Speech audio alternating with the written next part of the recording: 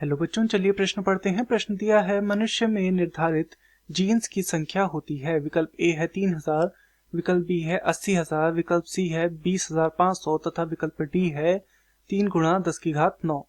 तो इस प्रश्न में हमसे मनुष्य में जीन्स की संख्या पूछी गई है, अर्थात इस प्रश्न की जो मुख्य अवधारणा है, जो इस प्रश्न में मुख्य अवधारणा निहित है, वह किस विषय में है वो देखते हैं। मुख्य अवधारणा जो इस प्रश्न में है वह है मनुष्य में जीन्स।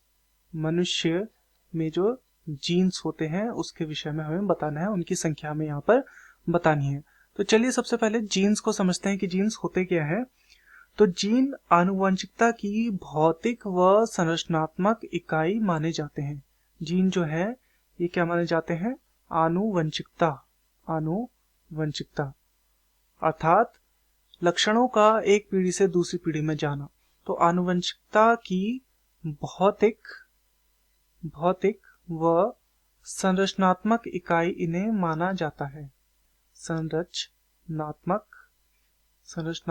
इकाई किन्हें माना जाता है? जीन्स को माना जाता है। तथा जो जीनों का जो अनुक्रम होता है, जीनों का जो अनुक्रम होता है, इस अनुक्रम को कहा जाता है जीनोम। तो मनुष्य में 23 जोड़े गुणसूत्र होते हैं। 23 जोड़ी गुणसूत्र मनुष्य में पाए जाते हैं तथा इनमें देखने को हमें मिलते हैं 20,000 से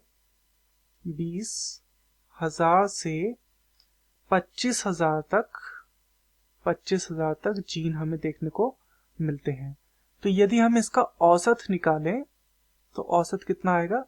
लगभग हम ऐसा मान के चलते हैं कि 20,500 जीन जो होते हैं, इतनी संख्या में जीन उपस्थित रहते हैं औसतन।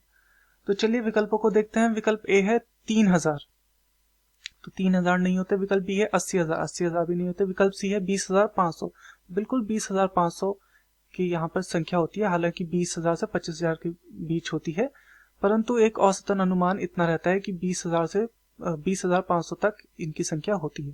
तथा विकल्प डी है 3 गुणा 10 की घात 9, तो ये भी हमारा गलत है। तो दिए गए प्रश्न का सही उत्तर होगा विकल्प सी 20,500। मैं आशा करता हूँ आपकी यह समझ में आया होगा। धन्यवाद।